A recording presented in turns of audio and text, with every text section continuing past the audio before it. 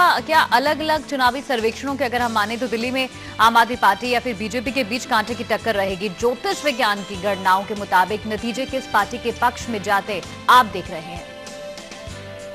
देखिए, ज्योतिष विज्ञान के मुताबिक मैंने पहले से ही आपको ये बात स्पष्ट कर दी कि नरेंद्र मोदी की कुंडली, नरेंद्र मोदी की आभा, नरेंद्र मोदी के पास एक बहुत ही इंपॉर्टेंट, बहुत ही महत्वपूर्ण चीज़ है जिसको बोलते हैं ज्योतिष शास्त्र में और धर्म में डिवाइन पावर।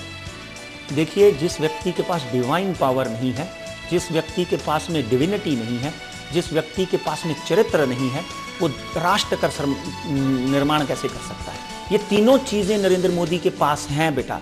आप देखें, जब वो पशुपतिनाथ गए तो डेफिनेटली वहाँ से जब पशुपतिनाथ मंदिर से बाहर निकले तो उनकी आभा में बिल्कुल 10 कमांडमेंट वाले मोजेस जैसी उनकी आभा थी और बहुत ही सुंदर और बहुत ही ऐसे लग रहा था जैसे ही is enlightened with the light of Lord Shiva.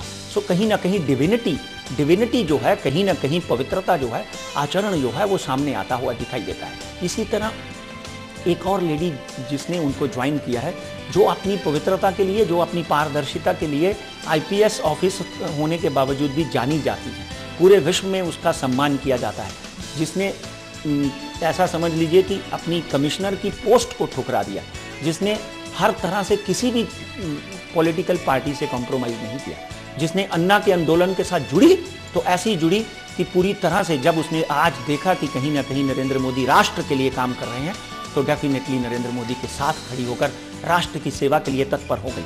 तो ये चीज़ें जो हैं भारतीय जनता पार्टी के पक्ष में जाती हैं। उसी तरफ अरविंद केजरीवाल की कुंडली में विषयोग का निर्माण है, काल सर्पदोष का निर्माण है।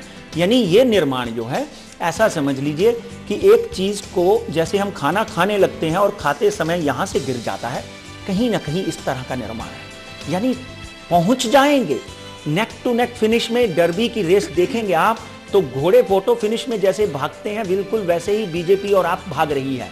कहीं ना कहीं जब विनिंग पोस्ट आती है तो नाक या मुंह या गर्दन के फोटो फिनिश में नरेंद्र मोदी जो है, भारतीय जनता पार्टी जो है, दिल्ली में जीतती हुई दिखाई देती है बेटा। इस बात में कोई दो राय नहीं। और कांग्रेस का अभी तक जो मैं समझता हूँ, अभी तक भाग्योदय नहीं हो।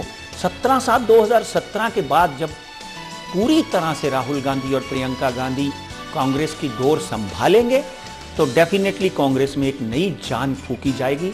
वहां से कांग्रेस का वापस उदय काल शुरू होगा और उसके बाद की चर्चा हम डेफिनेटली महाज्योतिष में करेंगे। फिलहाल कांग्रेस की स्थिति जो है वो तीसरी पार्टी के रूप में दिल्ली विधानसभा में नजर आती हुई दिखाई देती है। बिल्कुल।